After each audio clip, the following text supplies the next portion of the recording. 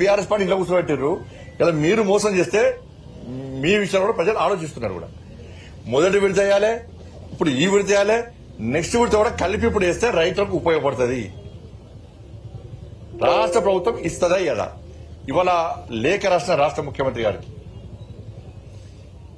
లేఖ రాసిన మీరు వెంటనే రైతు భరోసా రైతుల అకౌంట్లోకి వేసి రైతులు కష్టాల్లో ఇబ్బందులు ఉన్నారు, వారిని ఆదుకోవాల్సిన బాధ్యత రాష్ట్ర ప్రభుత్వం మీద ఉంది. ఇది గనక వేయకుంటే ఇప్పటికే రామచంద్ర గారు వాళ్ళ ఫోన్ చేసి నాకు రైతు భరోసా వేయకుంటే కిసాన్ మోర్చా ఆధ్వర్యంలో ఆందోళన చేపట్టడానికి సిద్దంగా ఉన్నామని చెప్పి మా రాష్ట్ర అధ్యక్షుడు రామచంద్ర గారు చెప్పారు. కాబట్టి రాష్ట్ర ప్రభుత్వం స్పందించకుంటే, రాష్ట్ర ముఖ్యమంత్రి స్పందించకుంటే 100% రాష్ట్ర భారతీయ జనతా పార్టీ రామచంద్ర గారి నేతృత్వంలో ఆందోళన చేయడానికి సిద్దంగా ఉందన్న విషయాన్ని నేను రాష్ట్ర ప్రభుత్వం తెలియజేస్తున్నా. మీ మాయ మాటలు, మోసపూరితమైన మాటలు సాగాయి, దాన్ని గుర్తుంచుకోవాల్సిందిగా నేను అప్పీల్ చేస్తాను. ఇప్పుడు ఈ రాష్ట్ర ప్రభుత్వం వచ్చాక ఒక్కలి కట్టించిందా? సొంతగా అన్ని కూల్చివేతలే, మొదటి నుంచి ఇప్పటివరకు కూడా కూల్చివేతలే.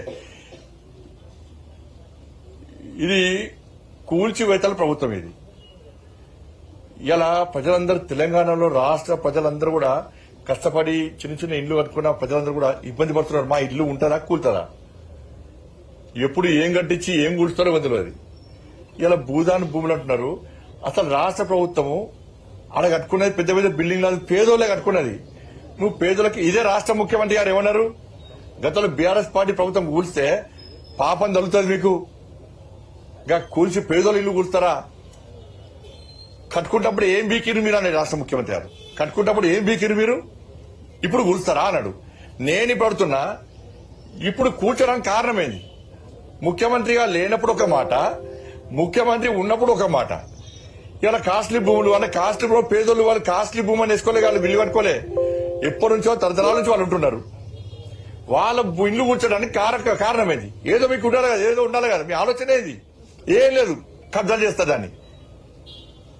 అలా మంత్రులు ఎమ్మెల్యేలు కలిసి మొత్తం రాష్ట్ర ప్రభుత్వం అంత మంత్రులు అందరూ కలిసి దాన్ని ఆక్రమించుకొని కమర్షియల్ కాంప్లెక్స్ ల పేరుతోని ఏదో పేరుతోని అయితే కమిషన్ తో కూడా వీళ్ళే కాంప్లెక్స్ కట్టుకుంటారు. దానికే వేరే ఏం లేదు. ఇక పేదోళ్ళ ఇల్లు కూర్చోడానికి మీకు చేతెట్లు వచ్చినాయా? మీకు ఇప్పటికే హైడ్రా పేరుతోని సర్వనాశనం చేశారు, మూసీ పేరుతోని ఇటు నాశనం చేస్తున్నారు, ఆడ ఖమ్మంలో భూదాన్ భూములు అని చెప్పి వాళ్ళ బతుకులు నాశనం చేస్తున్నారు. పేదోళ్ళు ఇల్లు కట్టుకోవద్దా? పేదలకు సొంత ఇల్లు ఉండద్దా? ప్రధానమంత్రి ఆవాస్ యోజన కింద 3 కోట్ల ఇండ్లు కట్టాం, 4 కోట్ల టార్గెట్ పూర్తి చేసుకుంటున్నాం. 4 కోట్ల ఇండ్లు కట్టిస్తాం మేము. తెలంగాణ రాష్ట్రానికి 2,40,000 ఇళ్లు పోయినసారి ఇచ్చినాం. నరేంద్ర మోడీ ప్రభుత్వము ఇళ్లు కట్టడానికి ముందుకు వస్తున్నది.